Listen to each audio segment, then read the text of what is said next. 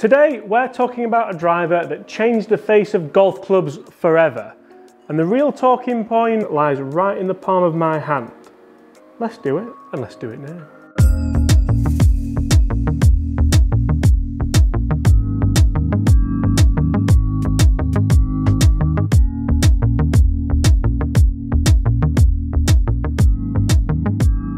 Hi everyone, James Robinson here. Yes, you guessed it. Today we are talking about the Today we are talking about the TaylorMade R7 quad. I'm going to take you back. I'm going to take you right back to 2004. I would do you a history lesson, but I'm just not well prepared enough for this video. So a subscriber, Graham, dropped this off for me, and we're going to test it today. So this was the first driver. No, please don't lose that. Please don't lose that. I'm going to do this and concentrate, and then talk to you, because I obviously can't do two things at once. So this was the first ever driver to have adjustable weight technology. Go on. There we go. And I do actually remember having one of these. I remember getting fitted for one of these. I remember playing with one of these for quite a while. I'm sure I had one. I don't think I had the graphite blue shaft because that was in the Super Quad. That was the kind of generation on from this, the full black head. Guys, get in the comments below. Wait for it. Wait for it. Come on, must be. It's a wrench. It's got to.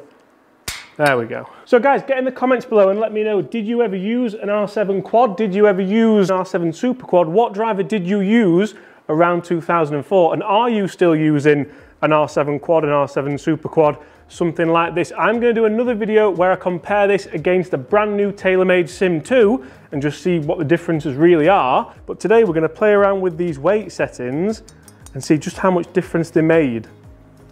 Or make. So today we are going to put this R7 quad through its paces. I keep wanting to say R7 Super Quad, but it is not the Super Quad. As I've mentioned before, it is simply the quad. Now looking down at it, it's 410 cc's. That means it's absolutely tiny. That means in proportion to today's 460 cc head drivers, I mean, it was actually small for its time because we had 460 cc drivers in 2004. But it just looks, it almost looks like the TSI 4, that kind of shape. So it's already not going to be forgiving. It's already going to be a little bit suspect on off-center hits. And to make that even less forgiving, less forgiving, we've actually put the heavyweights at the front of the club to make it a little bit more low spin. We're going to then move them to the back and see what it does there. This was quite big. It was like Man on the Moon stuff back in 2004. Movable weights in a driver. Right, that is enough talking, James. Come on. Hit some golf balls. Right, as first shots go, that felt very, very good. It's a little bit high spin, but it sounded really good, and I didn't expect that. With it being a titanium head, I expected it to sound a little bit more tinny. A bit like when we did the video with the 915 D3. That sounded horrible. And there is a big reason why I've done this video this year. A, because Graham got in touch on Twitter this year, but also because this is the first year since the R7 that This is the first year since the R7 quad that TaylorMade haven't had any movable weights in the clubs. The Sim2 range now doesn't have movable weights. It has more weight saving to allow for more forgiveness, more ball speed. So it's interesting to go back to this and just see really where TaylorMade were going with it. Let's go again.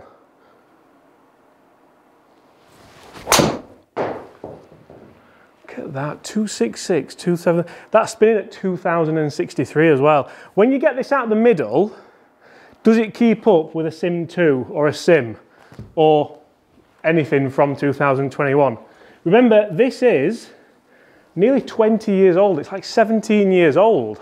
Excellent maths there, I know. So how does it compare to a Sim2? Well, I don't have a Sim2 to hand. We're gonna have to film that video another day, but I do have my TaylorMade Sim to hand. So looking down at them both, straight away I noticed that the Sim is about 1 inch longer in shaft length, so that's obviously going to help you get a little bit more club head speed, so I'll keep an eye on the club head speed. And I mean, head shape and head size, it's just totally different. It does show that, I mean, you'd much rather be stood over one of these bad boys on the 18th hole if you need to hit the fairway in a monthly medal or Stableford. Oh, movable weights, look. Interesting. See, if I could hit every shot like that, that's not far away. I'm definitely not swinging as fast as I was maybe last year. I need to work on it a little bit. But anything over 270, realistically, ain't that bad. No, that's the one I worry about, high spin. And the driver is set in the low spin settings as well, so we're gonna have a play around with that in a second. I'm probably gonna hit half a dozen with each. I might hit more if I start to enjoy myself. Oh, I should say more jumpers are available now as well if you want them. Again, people keep thinking I do this on purpose. I promise you, you can't do that on purpose. You've just got to be a bad golfer. You see, the difficulty is you try and swing faster to up the club head speed, then you miss the centre of the face, then spin rises up, your club head speeds up, so that's better, but overall distance comes down and smash factor goes down because you've not hit it in the middle. That's where modern day drivers are just easier to hit, and that's where we need to perhaps understand that as well. Come on. See, that's a good one, I've hit that good. That's sub 2000 spin. And actually club head speed was down, but I've hit it out the, oh, that's lovely. But I've hit it out the mush, as Foxy would say. So if you're watching, Foxy, the mush. Now, interestingly, I think what I'm gonna do is rather than put the weights in the back to see what it does to the spin, because if I hit it well, the spin's there or thereabouts, I'm gonna put the weights in the fade setting. So I'm gonna search through the internet and find out which, I'm sure the fade setting, you'd put the heavy weights in the heel, because that would slow the heel down. No, heavyweights in the toe. I'm going to have to look on the internet and find out. I can't really remember how these matrix things work, but we're basically going to do what a fitter would do and see if we can straighten those ball flights up even just a little bit. Let's go one more. Yeah, and then you're going oh, James, it's actually not that bad, it's come back. Oh, I'm really enjoying this actually. I do enjoy the old tests. Right, let me have a look and see what I've got to put these weights in at. Also, I should probably tell you the specs of this club. Just realised I haven't done, so it's 9.5 degree. We don't have an adjustable hosel, which they just weren't around then, so we can't really be too sad at that. And shaft-wise, we have a TaylorMade Tour Stiff, yes, Tour Stiff, 65 gram low torque firm tip shaft. This is back in the days when the golf club manufacturers would make their own shafts as well as the heads, but now the external shaft manufacturers are that good, I think they just pass that on. Right, so after much deliberating and 15 seconds searching on Google, you'll see on the screen now that there are actually 6 different modes that you can set this driver to: high, low, more draw, draw, fade, more fade. So currently we've set it in the low setting, so make of that what you will. We're going to now put it in the more fade setting and see if that can just tighten up that dispersion for me a little bit. So we're going to put the heavy weights in the toe, the light weights in the heel, and that's what we're going to do. Got to say, the introduction of the Y track and the T tracks and all the different tracks do make it a lot easier to do this. Remember the days of going and getting fitted for clubs and doing this, potentially losing. I mean, if you lost one of them, then you were pretty knackered, really. So what have I taken out here? The heavy's going in the toe. So we don't actually need to take them all out. We're just moving 2, which is ideal. Once again, thanks Graham for dropping this off. He's dropped a few clubs off, which I'm going to test. So stay tuned if you want to see those. And also, guys, subscribe as well. We're so close to 150. I don't know why I'm still peering at you. I don't know why I'm peering at you through the corner of the lens. We're so close to 150. It's going to be great to get there. Really, really thankful for everyone that comes along for these journeys. I'm really excited to test this now as well. So let's see. Is it going to do anything to the numbers as well, by the way? Is it going to change maybe the spin rates a bit? Or is it going to just hit it, there we go, straighter for me? I'm not going to throw that this time. Interesting with this club as well, when you do put it down, it sits a little bit toed in, and I think this is where it changed the dynamic of golf for me, because I had to hover this, otherwise I felt like it was just going to go so far left every single time, and that's down to obviously the shape of the club here. It just sits a little bit awkwardly on the floor. So this setting is called high spin setting. It's not actually the high spin setting, it's the fade setting. I could probably change it on there, but I'm not going to do. And if you are really into your golf, some people had the TP version of this, which was a lot more expensive. It had a tiny different badge on the toe here, so everyone knew that you had a little bit of money, is basically what that was. People actually thought they went further at one point, but right, come on. Fade setting. I'm going to try and swing just the same. I'm just going to try and smash it. I mean, it's still, yeah,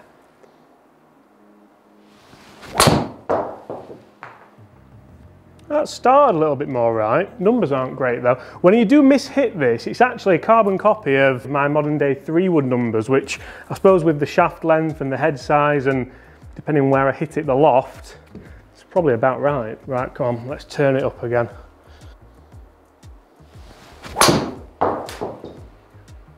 Definitely straighter. Hang on, hang on!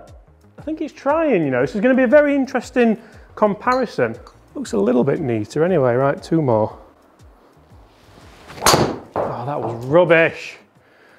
It's not gone left at least. Anyway, there might be something, TaylorMade might have been onto something here, you know. I'm saying that as though this wasn't one of the most sold drivers and anticipated drivers that was ever released, and then led on to drivers such as the R7 Super Quad, the R9, the R11, the R11S, the R15, the M1, the M2, the M12, the M22, the M5, the M4, the M6, the M3, the Sim, the Sim, you get it. It started something. Right, last shot down memory lane with the R7 Quad, and we're gonna turn the shoulders on this one. This is gonna be a big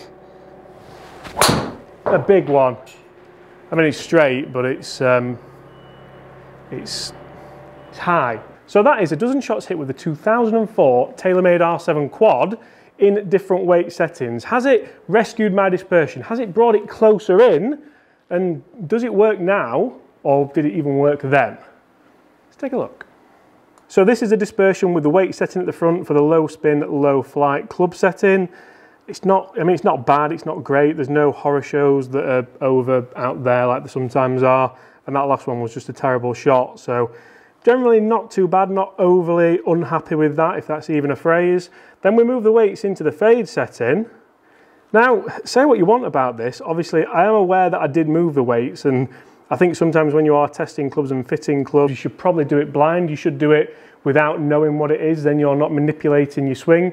But let's be fair, if I could manipulate my swing to hit it that straight every time, I would probably do it every time. So I think there's probably something in that. I do think that's obviously a miles better dispersion than the previous one. How far did it go? Let's take a look at some averages. So as a collective, we have 264 carry, 270 total. Club head speed down a couple of miles an hour on what it would normally be, probably because of the shorter shaft.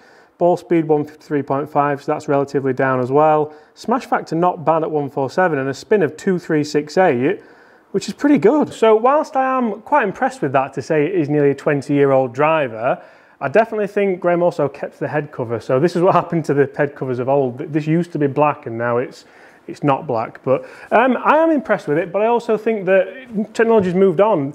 I think the Sim2 is going to absolutely annihilate this in a comparison, but I'm going to go into it with kind of no preemptions. I'm going to go into it and just try and hit them both as hard as I can and probably hit them left. But that's golf. So guys, if you do want to see that, make sure you do hit that subscribe button below. Huge thanks to Graham for dropping this off, mate. Really, really appreciate it. We were going to do it last summer, I think, and then obviously the world imploded. So, but now we're looking like getting on the other side. I cannot wait to get back out on the golf course as well. Make sure you stay tuned for another couple of videos I've got coming in the next few days, because I'm going to talk to you guys about how I'm not ready to be out on the golf course yet. I need to do, like all of us, some work to not hate golf, I guess. So guys, thank you so much for watching. Smash that subscribe button if you haven't already. Leave us a like if you did enjoy it. If you want to check out some non-golf related content, there's some pretty cool shit coming as well, I've got to admit. Check out the second channel as well, Off Course with the Robinsons. And apart from that, I'm going to stop blabbering on and leave you all to get on with your day. Bye!